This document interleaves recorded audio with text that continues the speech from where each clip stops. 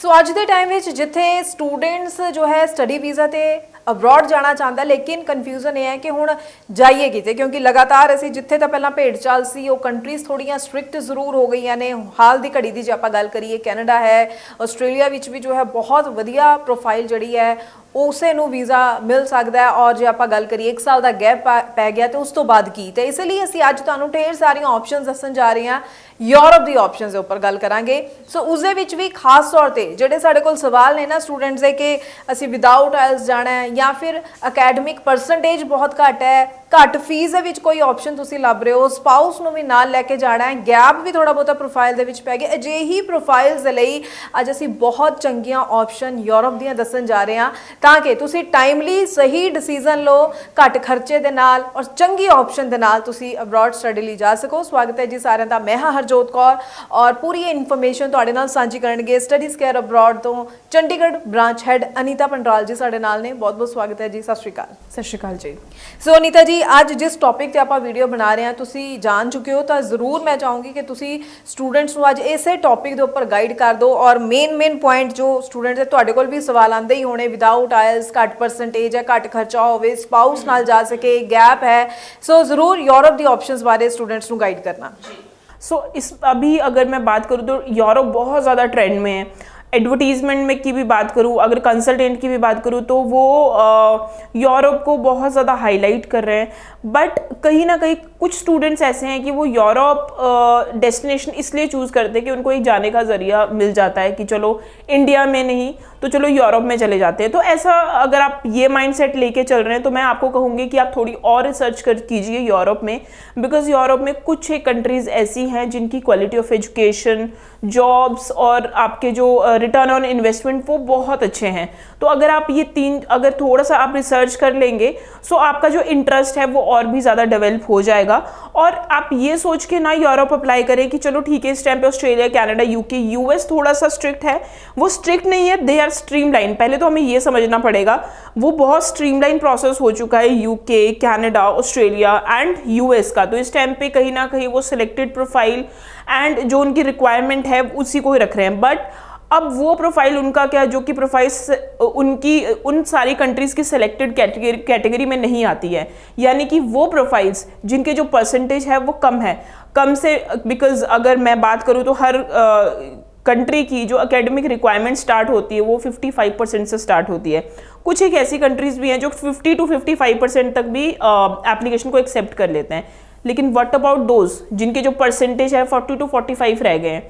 सो उनको ये लगता है कि शायद हमारे लिए कोई ऑप्शन ही नहीं है क्योंकि हमारी 40 to 45 परसेंटेज है। बिकॉज उनका माइंडसेट ये होता है कि अगर आईएलटीएस में कम होते तो शायद हम रिपीट कर लेते, लेकिन अब अगर 12th में ही कम आ गए तो अब उनका क्या करें, कुछ भी नहीं कर सकते। तो उनको लगता है कि 40 to 45% आ गए, वो कहीं ना कहीं दिल छोड़ देते और वो अपनी प्रोफाइल में, उनकी प्रोफाइल में गैप आता है बिकॉज दे वॉन्ट टू सी कि हम कहीं और कहाँ पे अप्लाई कर सकते हैं एक्सप्लोर करते हैं अपनी प्रोफाइल को। और ऐसे अगर देखो तो आप उनकी प्रोफाइल में कई बार गैप भी आ जाता है। सो ऐसे स्टूडेंट्स जिनके 40 to 45% है और उनकी प्रोफाइल में गैप आ गया है, गैप की अगर मैं बात करूँ नंबर ऑफ ईयर्स की बात करूँ, भले ही आपकी प्रोफाइल में 15 से 20 साल का गैप भी आ चुका है, आप जॉब कर रहे थे, आपके पास प्रूफ है या नहीं है, कोई प्रॉब्लम नहीं है, आपके पास आपके पास प्रूफ है या नहीं है उसका भी कोई प्रॉब्लम नहीं है। और अगर मैं फ़ीस की बात करूँ तो फीस तकरीबन 5 से 6 लाख के करीब होगी। सो अगर आपको एक ऐसी ऑप्शन मिल जाए तो आई थिंक आपका जो करियर है वो किसी और ही डायरेक्शन में जाएगा।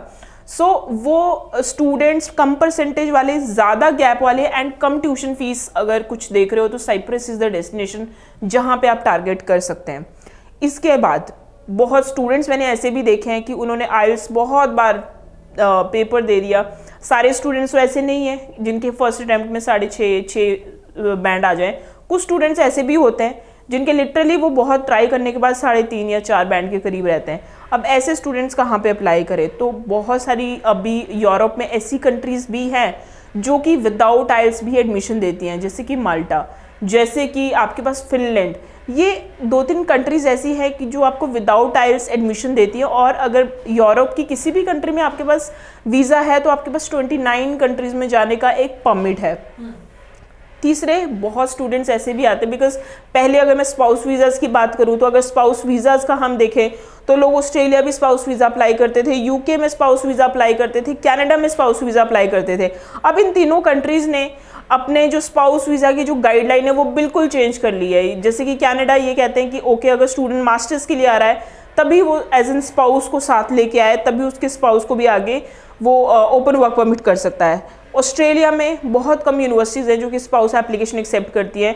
यूके में उन्होंने उसी स्पाउस एप्लीकेशन को एक्सेप्ट करना है जो मास्टर्स बाय रिसर्च आएगा।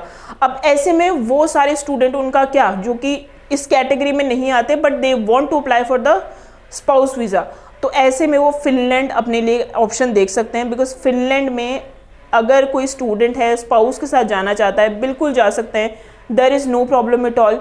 आइल्स की भी रिक्वायरमेंट नहीं है, स्पाउस वीज़ा की एप्लीकेशन भी लगा सकते हो, आपके पास जो गैप है वो भी एक्सेप्टेबल है। तो अगेन आपके पास ये एक बहुत ज़्यादा अच्छी ऑप्शन आ जाएगी। उसके बाद मैं ऐसी कंट्री को भी एक हाईलाइट करना चाहूँगी। ये तो वो वाली प्रोफाइल आ गई, परसेंटेज कम, आइल्स कम, या फिर एज एन स्पाउस केस, यानी कि आपके पास कुछ ना कुछ ऐसी प्रोफाइल में। अब अगर हम बात करें तो यूरोप में ही एक डेस्टिनेशन ऐसी है जिनका क्वालिटी ऑफ एजुकेशन बहुत अच्छा है, और अगर मैं बात करूँ जॉब अपॉर्चुनिटीज़ की, that is very good. So Ireland एक ऐसी डेस्टिनेशन है जहाँ पे जो स्टूडेंट्स जो अप्लाई करते हैं वो बैचलर्स एंड मास्टर्स के लिए अप्लाई करते हैं। और अगर मैं फ़ीस की बात करूँ 5 से 6 लाख के करीब फ़ीस होती है। और अगर मैं जॉब अपॉर्चुनिटीज़ की बात करूँ तो आयरलैंड में जॉब अपॉर्चुनिटीज़ बहुत ज़्यादा अच्छी है, क्वालिटी ऑफ एजुकेशन बहुत ज़्यादा अच्छी है। इसका मैं रीज़न बता देती हूँ क्यों। जितनी भी बड़ी बड़ी कंपनीज़ हैं, जैसे लिंक्डइन है, इंस्टाग्राम है, फेसबुक है, पेपाल है, गूगल है, पीपीटी है, इनके जितनों के भी हेड ऑफिसेज हैं वो सारे के सारे आयरलैंड में हैं। सो इनके हेड ऑफिसेज जब आयरलैंड में है तो इनको कहीं ना कहीं वर्कर्स चाहिए इन सारी कंपनीज़ में। हेड ऑफिस का मतलब ये है कि वहाँ पे कंपैरेटिवली जो स्टाफ होगा या फिर जो वर्कर्स होंगे वो कंपैरेटिवली पूरी दुनिया से सबसे ज़्यादा उस पर्टिकुलर डेस्टिनेशन में होंगे।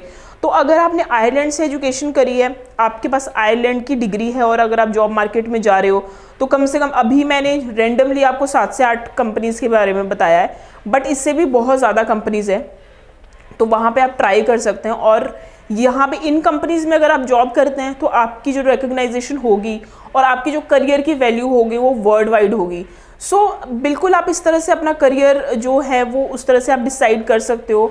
आपके पास सारी ही ऑप्शन आ गई। अगर आप कम फीस में देख रहे हो आयरलैंड को, या फिर आप क्वालिटी ऑफ एजुकेशन या जॉब पर्सपेक्टिव से देख रहे हो, तो then you can choose your destination accordingly. जी, सो स्टूडेंट समझ चुके ने कि ढेर सारियां ऑप्शनस ने। अगर ਤੁਸੀਂ यूरोप 'ਚ ਕਿਤੇ ਵੀ ਅਪਲਾਈ ਕਰਨਾ ਚਾਹ ਰਹੇ ਹੋ, ਕਿਸੇ ਇੱਕ ਵਧੀਆ ਆਪਸ਼ਨ ਦੇ ਨਾਲ ਅੱਗੇ ਵਧਣਾ ਚਾਹੁੰਦੇ ਹੋ, ਤਾਂ ਨੰਬਰ ਵੀ ਲਗਾਤਾਰ ਡਿਸਪਲੇ ਹੈ, ਇਸ ਉੱਪਰ ਕਾਲ ਕਰਕੇ ਵੀ ਤੁਸੀਂ ਪੂਰੀ ਜਾਣਕਾਰੀ ਜ਼ਰੂਰ ਲੈ ਸਕਦੇ ਹੋ। ਸੋ ਜ਼ਿਆਦਾ ਟਾਈਮ ਸੋਚਣ ਵਿੱਚ ਨਹੀਂ ਗਵਾਉਣਾ ਚਾਹੀਦਾ, ਉੱਥੇ ਜ਼ਰੂਰਤ ਹੁੰਦੀ ਹੈ ਕਿ ਚੰਗੇ ਕੰਸਲਟੈਂਟ ਦੀ ਤੁਸੀਂ ਸਲਾਹ ਲੈ ਲਓ। ਤਾਂ ਇਸ ਲਈ ਬਾਰ-ਬਾਰ ਤੁਹਾਨੂੰ ਕਹਿ ਰਹੇ ਹਾਂ, ਸਟੱਡੀਜ਼ ਕੇਅਰ ਅਬਰੋਡ ਦਾ ਨੰਬਰ ਵੀ ਡਿਸਪਲੇ ਹੈ, ਇਸ ਉੱਪਰ ਕਾਲ ਕਰਕੇ ਆਪਣੀ ਪ੍ਰੋਫਾਈਲ ਨਾਲ ਮੈਚ ਕਰਦੀ ਚੰਗੀ ਆਪਸ਼ਨ ਦੇ ਨਾਲ ਤੁਸੀਂ ਅੱਗੇ ਵਧ ਸਕਦੇ ਹੋ। ਤੇ बहुत बहुत थैंक्स अनीता जी, ये पूरी इन्फॉर्मेशन तुसी स्टूडेंट्स नाल सांझी कीती है। अगों भी असीं स्टूडेंट्स लई इसे तरह नाल होर इन्फॉर्मेटिव वीडियोज़ लैके आंदे रहांगे। फिलहाल ली दिओ जी इजाजत। Thank you so much. Thank you so much.